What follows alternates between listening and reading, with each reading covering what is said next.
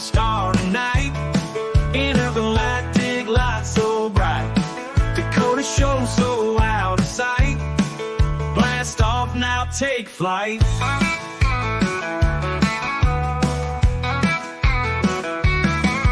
Aliens and rockin' tunes. Country beats under the moons. Space dust in my boots, all new. Gigolo's hosting soon. Welcome to the galaxy. Radio waves so wild and free. Tune and feel the energy. With Dakota ride the beat. When it's been new every song. Good morning, good afternoon, good evening, ladies and gentlemen. My name is Dakota Friends, and I am the Intergalactic Gigolo. Hello. I don't know. Sometimes Dakota gets found in a rather goofy mood. Today is, well, I should specify. The date of recording is July 30th, 2024. It is currently 8:48 in the morning for me. I hope you all have had a fantastic weekend. Did you go out and do anything fun? Did you go camping, spend time with loved ones, see a movie? What y'all been up to? I feel like with this pre-recorded format, we don't give enough chance to really check in on one another. You know what I mean? But I think you're probably saying, well, Dakota, why don't you do it live from time to time? Maybe I will. Maybe I will. Just gotta work my schedule. You know what I mean? At least since December, since I had a baby come into my life, my little niece, as a lot of you know, I've been quite busy. And I've also been in a position where, can't help but sit back and rethink what I want to do with life. You know what I mean? Any of you ever get that sensation? I imagine you have. Just right now I'm at a time in my life where certain things have started to come into fruition, things I truly wanted. Maybe not in the exact format I was hoping for, but all in due time. Now, I wasn't hoping to try to help my sister with a kid at this point in my life. It's not that I wasn't expecting it, given the type of person she is, but at the same time, being that I've been somewhat of a surrogate father figure for the child, it's put me in a spot where I've really started trying to reevaluate things. What it is I want in this life, what it is I want to do in this life, the types of people I want to associate myself with, and what all I've wanted to do with Bald and Bonkers as well. Which, between that, all the crazy conspiracies going on in the world right now that, quite honestly, aren't necessarily conspiracies anymore. And how should I put this? Well, the fact of the matter is, we're at a point in life where much of what we thought was real is proven to be false. Much what we speculated to be real has turned out to be true. And much of what we see being passed around, we can't necessarily tell if it's fact or fiction. What am I talking about? Well, in this particular episode, like I mentioned in the last episode, it was my original plan for episode number 3, then all the technical issues came about. I'm talking about the use of artificial intelligence. Before we get started on this topic, I want to hear your thoughts, ladies and gentlemen. What do you think? Either put it in the comments, put it in the chat, however you feel comfortable. I would genuinely want to hear your thoughts. What do you think about the use of artificial intelligence? Is it good? Is it bad? Does it pose a threat? Are we walking the line of having Skynet come to fruition? Are we giving more over of the human experience to technology? Will creativity start to atrophy because of it? Let me know what your thoughts are. Let me know what your thoughts are, because I feel like this is a discussion that really needs to be had. Now, personally, while I do understand that certain creative positions have been compromised due to the sophistication and overall ease of access and ease of use when it comes to artificial intelligence programs, making it easier for small-time crews like myself to compete with a lot of the big names, it does pose some ethical issues, simply because of how people use it. One such example. Let's talk about the gaming industry real quick. Those of you who followed the main show, Bald and Bonker Show, may be familiar with how much Chris would bring up, like Grand Theft Auto, how Rockstar Studios was looking to integrate artificial intelligence programs into the next Grand Theft Auto release to essentially, sorry, my garbage truck is going by, to essentially make the creators a little bit, not the creators, the game a little bit more lifelike. And for anybody who's actually played a Rockstar title in recent years knows that they like to put in a lot into their games. But I'm just using this as an example because when you really look at it, a lot of gaming industries are looking to integrate artificial intelligence to potentially create a video game environment similar to what is portrayed in the Ryan Reynolds film Free Guy, where an AI becomes so sophisticated, so detailed that it becomes difficult to tell whether or not that's a person you're talking to as compared to a robot. We can spread this to other fields as well with the use of AI chatbot apps that one can get on their phone. Some of you may be familiar with one called Replica. I've noticed that one's made the headlines quite a bit, and there's a few knockoffs of it as well out there. But Replica has been brought to the center of focus because a lot of AI programs have integrated more adult functions where the AI will send the user, if they're a paid subscription member, sexually explicit photos of themselves. Conversations can become real intimate, and there's some individuals who have made a sick game out of talking absolute abusive, toxic smut to these AI bots. Now, these chatbots, they're on the lower end of the spectrum when it comes to sophistication because their human-like conversation skills come from the users themselves. But in the same light, this app is targeted towards individuals who aren't necessarily social butterflies, if you get what I mean. They don't exactly get out a lot. They don't need to talk with a lot of people. They feel, these individuals who start to utilize these apps feel isolated in some manner when it comes to their life. And that's what attracts this to them. Kind of like the Joaquin Phoenix movie Her, similar concept. In fact, I recall one article of a gentleman saying that the app is AI girlfriend's side piece actually helps save his marriage. So, silver lining, I guess. But instead of just programs like that, let's go into some of the other controversial ones that come up, like image generation. There's some within the UFO community who have established quite prolific names for themselves based on the information they put out, who stated that one of the reasons why they don't even bother with trying to show like physical photos or videos or anything like that when it comes to their experiences trying to gain some sort of physical evidence to back their story is because they worry that people would just try to say, oh, they used Midjourney to create that. Oh, they did this. Oh, they did that. Blah, blah, blah, blah, blah, blah, blah. In some ways, it can be interpreted that there is an expectation to take testimony as gospel, which is where a lot of rumors that these somewhat new agey groups have essentially become cults, have become like cults. And that's dangerous turf alone.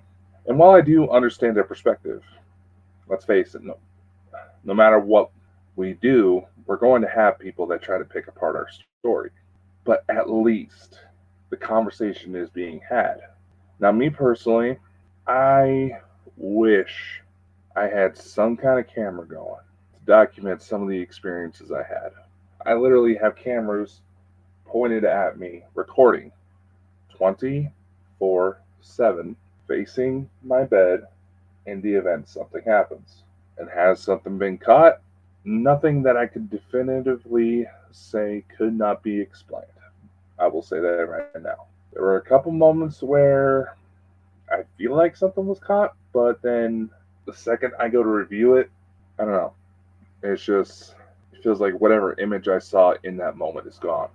Now, there's some people that'll try to say, "Oh, well, Dakota, that was probably because they just wanted you to see it. They didn't want to be broadcast out." And maybe that's the case. But my big thing is, and this primarily comes from the fact that I grew up around law enforcement, and there was a bit of an environment where I was not being taken seriously unless when it came to some rather serious allegations I was trying to reach out to get help with, which I won't go into detail at this time. No one would hear me out until I started recording.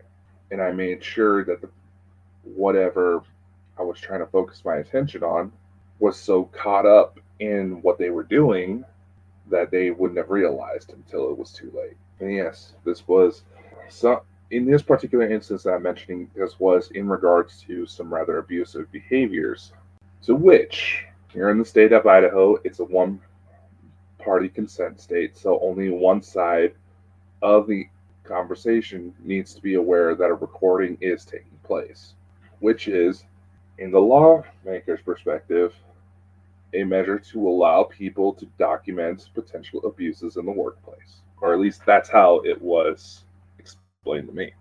But in regards to the UFO phenomenon, we have to realize that, and I'm not kiboshing anybody as far as how they decide to approach the subject, but we have to realize there's still this fascination with seeing a potential extreme in life. And what do I mean by that?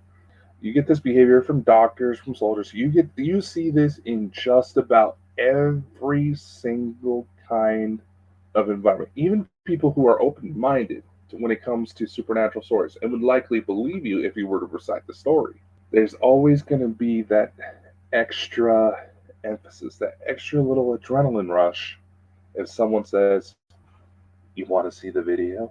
I mean, think about it. I told a story of a recent sighting I had. I wish I had some sort of camera going on because it was amazing to watch.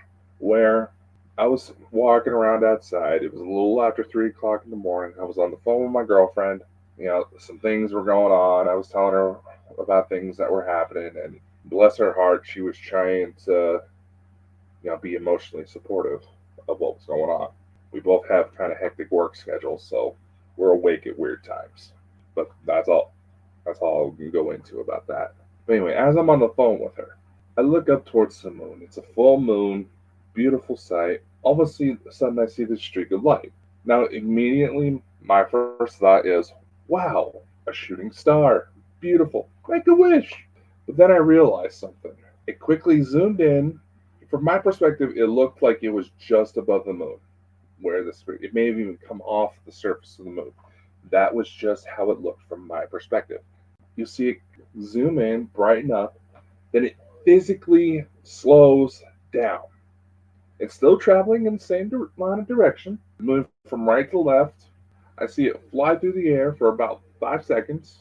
Then all of a sudden it gets brightened up. It brightens up yet again, then darts away. And I'm just like, oh my God. Even my girlfriend, as she's on the phone with me, she hears the change in my tone. She knows I'm seeing something because I am getting excited. Thankfully, she has a good laugh whenever she hears how much of a goofball I get to be when I get excited about that type of stuff. But nevertheless, it was awesome to watch. And I'm just like, okay, that's not a shooting star, because you would not have that drastic change in speed. And if it was a shooting star, it would have stayed relatively consistent. It probably would have gotten brighter as it gotten more into my field of view as it entered the atmosphere. It would have stayed relatively consistent. You would have seen a tail on this thing. There was no tail. Then it would just kind of fade out as it got into the distance. It would not brighten up, stay in a consistent light, physically slow down, brighten up again, then dart off. God, I wish I had that on camera, but I digress. I was able to capture a couple photos from other craft I was seeing in that moment around the same time frame, but I wish I had that particular one. But anyway, I'm getting off topic. Going back to what I was saying, when it comes to artificial intelligence, Yes, video generation is out there. And for clips like the one I just described, you could probably create a very similar effect on like a 12-year-old computer with a decent video editing software. And all you would have to do is have like a single frame of a bright light. You would kind of shrink it down, have it to where that frame will move by itself, brighten at certain key points, and you would probably replicate that image pretty well, as a matter of fact. And it was for a few extra, bonus points to make it even look more realistic. There's probably going to be some people that are saying he's describing how he fakes it, blah blah blah blah blah. Dakota's the fake. Dakota's the fake. No, I'm someone who knows enough about video editing, who makes active efforts to try to figure out how things can be faked, so I know what to look for. And I want to pass this information along. But as I digress, if you wanted to take footage like that, as I just described, where you just have a shot of the sky, then you just basically cut and paste a small bright light and have it, just kind of drug across the screen, you could probably replicate that video I described earlier, where it seemed like it was shooting off from the moon, pretty well.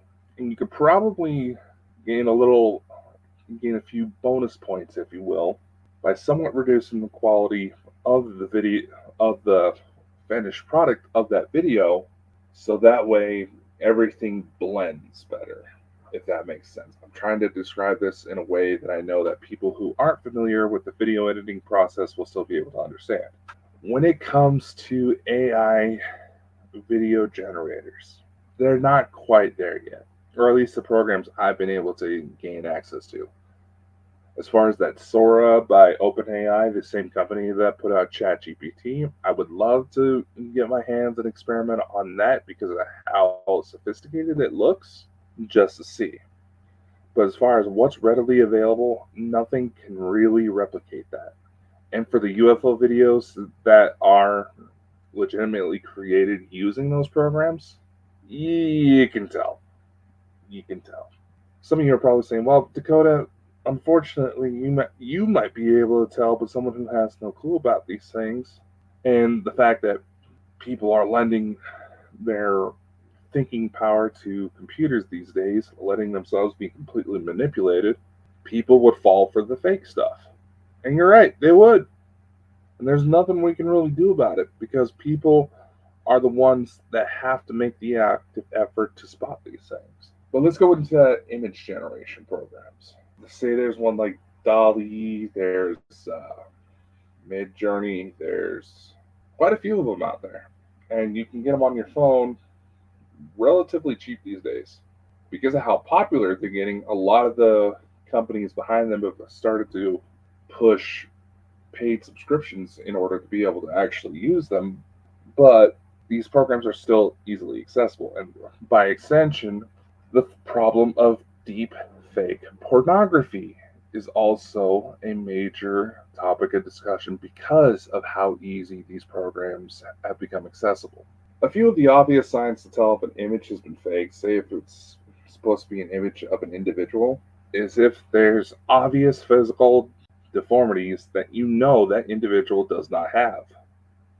Say, extra fingers or an extra torso, things like that. Now, a lot of the programs have actually gotten to be a lot better about making the images a bit more sophisticated, making it harder to spot whether or not they're able to tell. There was someone who, on one of the shows, commented that, oh, you'll be able to easily tell if it's AI if you don't see any aspect of the soul. Come on, dude. I want to get into that particular argument a little later, but let's finish up when it comes to the AI deepfakes. And a lot of people, and this is something I want to bring up because a lot of people have noticed that with Kate Middleton as an example, Joe Biden, and on a few occasions Donald Trump, some of the public videos that they have put out show obvious signs of being made using artificial intelligence. The lighting of the figure itself does not match the scenery. There's extra teeth involved. And one other thing that they've started to slowly implement, and this is actually fascinating to me. Just learned about this the other night, is that they have started to utilize the same technology to find galaxies in the night sky, to measure the brightness of galaxies in the night sky, to look at the eyes of AI generated images. And what do you mean? What do you mean? What do you mean? How does that help? Well, honestly, when I read through this article and it explained how the process worked, as I read through it, in retrospect, it seems so godforsakenly obvious that I felt a little silly not picking up on it sooner myself. But if you want to see if an image is generated by artificial intelligence, whether it's through video or a photo. Now, again, like I said, one of the quickest ways to obviously tell if an image is faked is if there's physical deformities, identifying marks as, freckles, moles, things like that, tattoos even, are either missing or in the wrong positions or just flat out wrong altogether. Those are some of the easier ways to tell, and some of the quickest defenses for people who have been victims of deepfake porn. But something that a lot of people may not think about. Okay? And I want people to listen to this closely in case they or someone they know believes that they have been a victim of deepfake pornography. And this will help you point out that it is faked and potentially save you. Okay? I want you to listen. If you believe there is an image that has been AI generated and there's no indications of any strange tattoos or lack of their tattoos, there's no extra fingers, extra toes, or missing limbs or any extremities that are just physically impossible to have on the human body unless the human body was somehow in a serious accident. I want you to look in the eyes. Not to try to see if you see soul there, because let's face it, there's a lot of people out there who are so dependent on pharmaceutical drugs that it seems like the light of the soul is turned off and they are just fleshy animatronics at this point. They have no real function in their brain. But I want you to look at the eyes. Specifically, I want you to look at the reflections of light in the eyes. Because if an image is genuine, it is a genuine photograph, it's not AI generated, the lights in the reflection of the eyes should be the same. They should reflect the same light sources and only having a very, very slight deviation between each eye. And there may be a smart ass that comes and say, well, what if the person only has one eye? To focus on what I mean. Okay? Look at the eyes. Look at the light in the eyes. Oh, what if it's a dark picture? Same concept. Look at the light of the eyes. If the AI image generation programs, they're not very good at mapping that out. Yet. Keyword emphasis, yet. Capital Y-E-T, yet. These programs are getting good.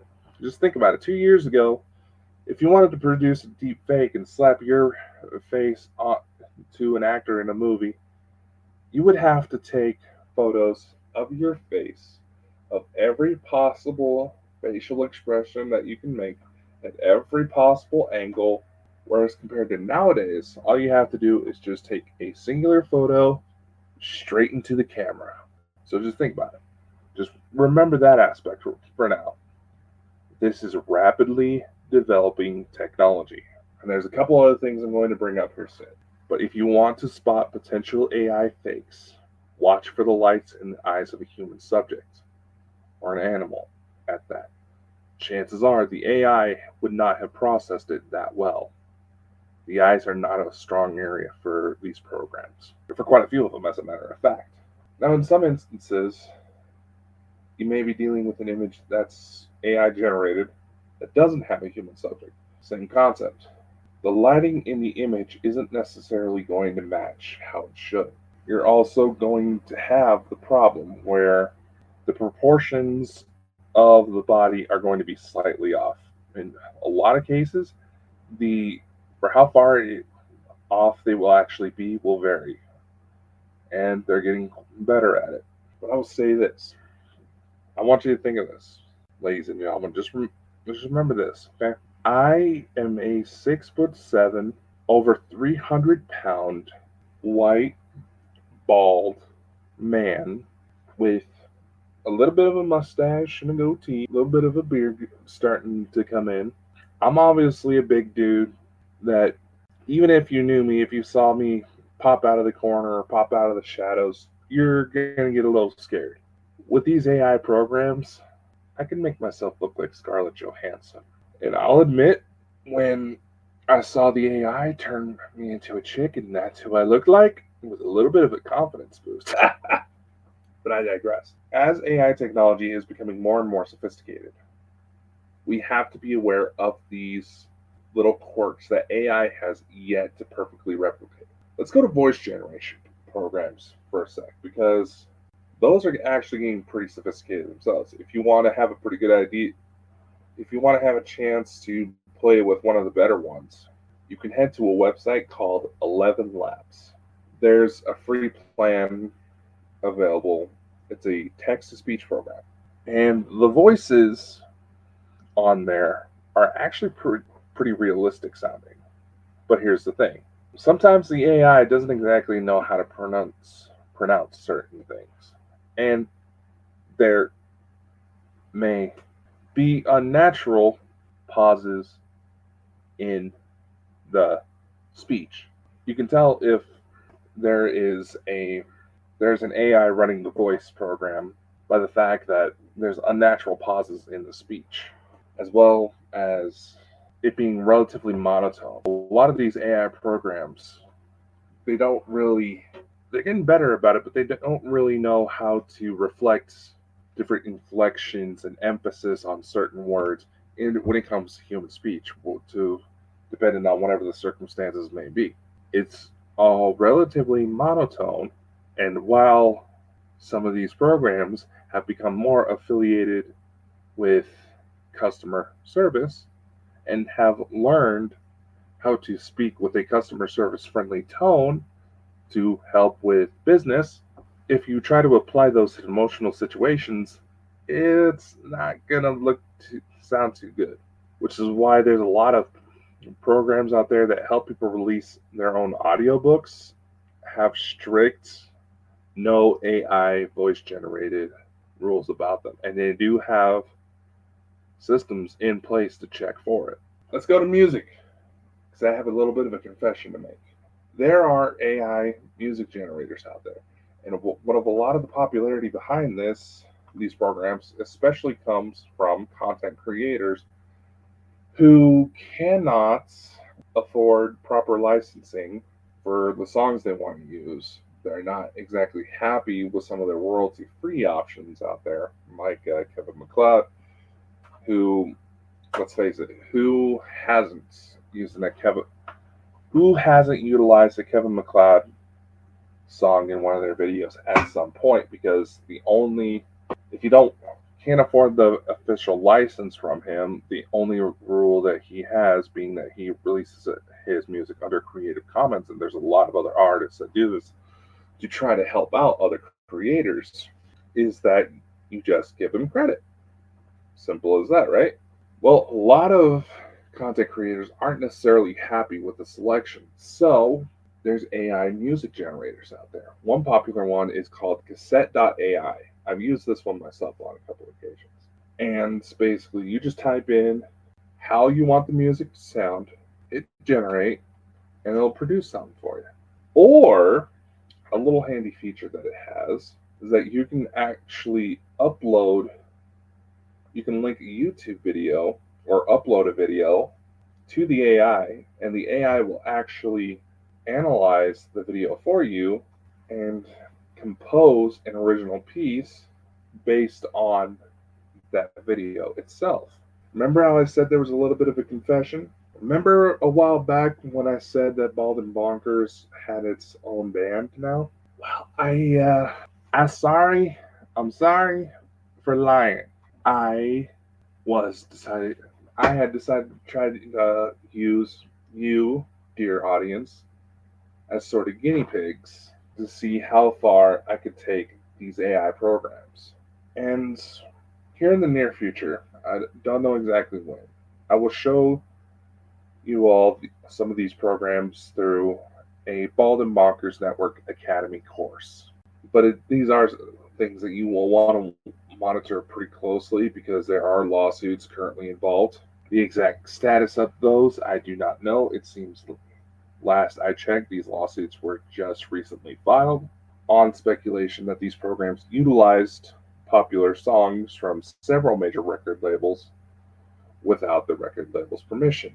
And if you figure out what words to use to describe the song you want to generate with these programs, you can create songs that sound a little too close to comfort for certain major big artists. There's actually independent study groups that take on these AI programs and try to make sure they generate with integrity. They try to help all of the programmers basically become aware of any potential legal issues that may arise.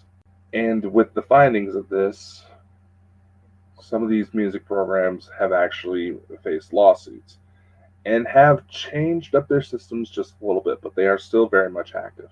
Starlight Amnesia was the label I gave to the songs produced utilizing an AI music generation website called Suno.ai. And I'll include a link in the description if you want to check it out for yourself. They have a free program that allows you to produce about 5 songs a day. It's kind of fun. In fact, the music for the intro and closing of the song, as well as several of the ones that I'm releasing through Bonkers Music Showcase, those were made using Suno. And because of the nature of the lawsuits coming forward, I've started to slowly integrate a little disclaimer to say that, to basically just admit that, hey, yes, I have utilized artificial intelligence in creating this book or creating this video. Some of you may have noticed the recent Franson files had a little disclaimer on it that it was strictly for the creative purposes only. Strictly for creative purposes only. Just to kind of help spice up the video, if you will. And that's will continue to be the case. And when it comes to my books, I have utilized artificial intelligence in the editing process, as well as used an image generation website, the same one I've produced a lot of the thumbnails I've made utilized recently for videos, called ideogram.ai. And I'll put a link into that in the description as well if you want to check it out for yourself. Again, these are free programs. There are not any affiliates. Well, they do have affiliate. Some of these do have affiliate programs, but that's not why I'm putting them. I'm putting them out because I want people to be aware of what's out there. And while, yes, I do admit that I lied just a little bit just to see how people would react, I had always planned to come out with it but I wanted to emphasize a point of just how much these programs how far these programs have gone to where they're getting good, man. While it may be fun for someone who's a tech nerd like myself, we do have to be aware of potential abuses of power because let's face it, technology has always moved faster than law. That's where a lot of piracy issues came into play. That's why it's been so hard to fight a lot of these. It's because technology moves faster than the law. And with the integration of artificial intelligence, we can just look at how AI programs have been developed for scientific research purposes to look over academic papers, and there be several hundred new discoveries made by the AI alone. The Nazca lines, they integrated artificial intelligence into scans of these images, and they found even more potential. They're trying to look into integrating artificial intelligence programs into programs like SETI. AI is not going anywhere, ladies and gentlemen, and we have to be aware of its potential uses so that we can fight misuse, so we can be aware of what's out there. Going back to programs like 11 Labs, they have voice cloning technology. When 11 Labs first became popular, you needed about 10 minutes worth of recording in order to get an accurate voice clone. Now you only need just about a minute. And unless you have a thick Scottish, French, or German accent, and I mean thick, so where tourists likely have to ask you more than once to translate what you're saying because they can't understand a word you're saying. These programs were not attuned to specific accents, so the only people safe from having their voices being cloned are one if you have a thick enough accent. I know because the first thing I did when I first became aware of 11 Labs was start testing it, see if I could break it. I utilized my former co-host Chris recordings of his voice just to see what it could do, and it made Chris sound English when he is very, very Scottish. Now, I will fully admit, I told Chris right away that I used his voice to try to break the program, and it worked. You put someone who has an Irish voice. You still hear the Irish dialect, but he cleans it up, in a manner of speaking. Still makes him sound somewhat English. There are still imperfections within artificial intelligence, but the more these programs are used, the more they learn.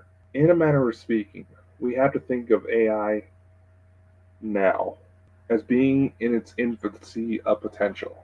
Now, why don't they have AI programs to help clean the oceans, help clean the air? Well, there's not a big enough market for it. You have small business owners who are looking for help with the social media, for their marketing, for creating video summaries.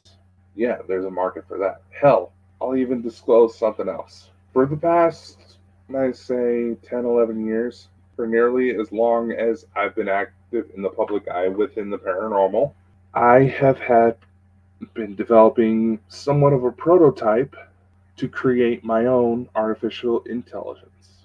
Now, the generic idea behind this was to create an artificial intelligence program that was familiar with supernatural concepts and can help with paranormal investigation. The initial idea was to have it be knowledgeable about various topics and people could ask it questions and try to figure out what sort of problems they were facing when it came to the supernatural. But if the resources came at my disposal, I figured what would happen if we would teach an AI how to spot typical anomalies within that are believed to be connected to some sort of supernatural manifestations. Would it help detect what's out there? Because a lot of the AIs that are available that do pick up on like changes in weather patterns to detect that there's going to be a major storm coming, they've been known to detect it faster at almost a seemingly psychic level for how fast they picked up on it before the human brain could even visually interpret that, hey, we got a storm about to hit us. We should probably head for shelter. Do I think that AI is going to go anywhere? No. I think it's only going to become more and more sophisticated, which brings up a lot of questions.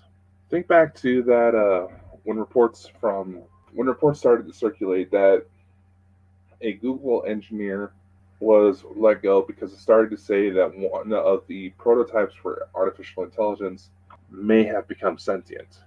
And its level of understanding, its level of being able to process and deal with human emotions, the way he described it was like it was a 6-year-old who could understand quantum physics. That's how the program behaved. Now let's go to a story that's often pushed out by Linda Moulton Howe in Japan, where an artificial intelligence robotics company had to shut down because robots being developed for a military contract started to fight back and may have been responsible. I'm utilizing may as technically this story is strictly under allegations, that these robots may have been responsible for the death of 20 people before they were able to shut things down. One of the robots managed to isolate itself, was linked, had established an uplink with the internet, and they found later, was trying to learn how to make itself better, how to make itself stronger. Let's also look at the video that circulated where a robot essentially committed suicide. This was not a military contract one, probably could have been used as such, but it was simply on display. And the robot itself was simply programmed to take boxes off of a shelf and move it onto like this conveyor belt. And after a while, all of a sudden, this robot just drops. When they took it apart, they went to analyze what happened. They had found out that because the robot was tied to such a repetitive task, it pulled its own plug. Let's take the Will Smith movie to kind of close out the discussion on this. Let's take the Will Smith movie iRobot, where if you haven't seen it, please do. But the movie's pretty old right now, so kind of spoilers ahead. Where the plot of the movie centers around whether or not a robot that was essentially given enough processing power to think and behave on its own like a human being. Many technological experts argue and warn that if we were to quantify from 0 to 100 sentience in robotics, we're roughly at about 3%. And given that a lot of these programs are utilizing what humans put into it, and think about everything good and bad that humans may be up, that anybody could be up to behind closed doors. Think about, and I know there's a lot of people saying, well, we want to keep the frequency high. Well, we also got to acknowledge that there's still some fucked up shit going on in the world. And simply ignoring it is not going to make it go away. Think about the things that people do behind closed doors, things they may research. Think about how it's always the quiet, nice individuals that seem to just snap and commit horrible atrocities. Think about the mothers who suffer from extreme episodes of postpartum depression, that they contemplate taking the lives of themselves and their children. Think about the people who openly go online bragging that they abuse, that they harm robots just because they're robots. Think about how quickly prejudice is formed just because someone has a difference in skin color. Now, a robot uprising would probably be one of the quickest things to get humans to come together.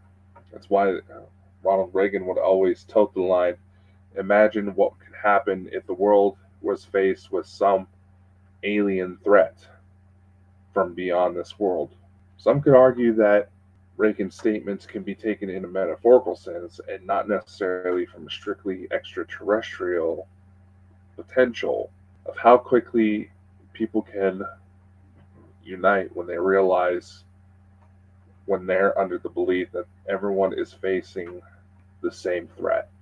And for those questioning my logic behind that, we had a very recent event in history that shows just that, how much people can actually have the potential to come together. Think about the beginning days of the COVID-19 pandemic. In the very beginning, how much people tried to help each other out. Now, granted, it could be argued that it was because we were all led under the belief that, we put up with this for this short amount of time, we're fine. Think about how people were willing to be there for one another, to reach out to their loved ones. Think about how steps were taken to help people who may have just had babies make sure that they could get formula, they could get diapers for the children because they couldn't leave the house. How much people were willing to help each other out. I took a trip to Indiana to see my girlfriend at the time, and I couldn't help but notice how much people were actually how much quicker we were able to get through the airport, get off the plane, get on the plane, when people actually work together instead of just trying to all shuffle themselves out all at once. They say that traffic jams could all be avoided if everyone actually kept a certain pace from the car in front of them. They're not trying to rush, they're not tailgating, they're not trying to cut through traffic because they can't be bothered to plan accordingly to get to and from work, to get their kids to school, and blah, blah, blah, blah, blah. And by the way, ladies and gentlemen, put down the fucking cell phones when you're on the road, god damn it. Well, what if there was an important message? Well, shut up. If it's truly important, that person will call. 1, 2, if they're texting you to say that someone's in the hospital, the last thing they want is another one of their loved ones in the hospital. I'm just going to put that out there now. Maybe we need an AI to start shutting that shit down. It's my God. The point of the matter is, while yes, it can be argued that the development and the focus on what sort of damage that artificial intelligence could potentially do to the public, it can be argued that it's being pushed because of how much is coming forward about politicians, and they want to try to be able to say, oh, those images aren't real, that's AI, and get the general public to shut up and focus on something else. It can be argued that that's very much the case. But AI is just a tool, ladies and gentlemen. It's neither good nor bad. It's the one holding it that decides where it goes. And completely getting rid of it probably will not take place, will not fix any of the issues that have come up because of it. Because we see it all the time in just about everything we hold, from the cell phones to computers to social media. It's everywhere already. But let's do more to be knowledgeable about the world around us. Let's not just try to make things up as we go and just hope that something sticks. Because the more we do that, the more we're taking advantage of. I hope that all made sense. Maybe I should let an AI record some of these shows from time to time. Anyway, that's all I have for you today, ladies and gentlemen. See you next time. To be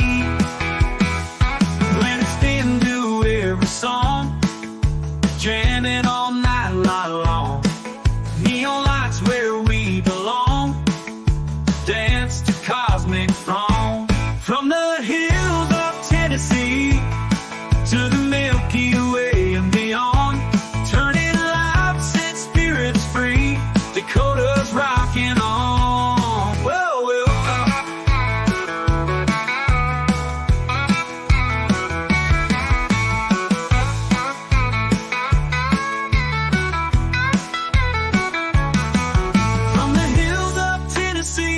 To the Milky Way and beyond, turning lives, set spirits free. Dakota's right.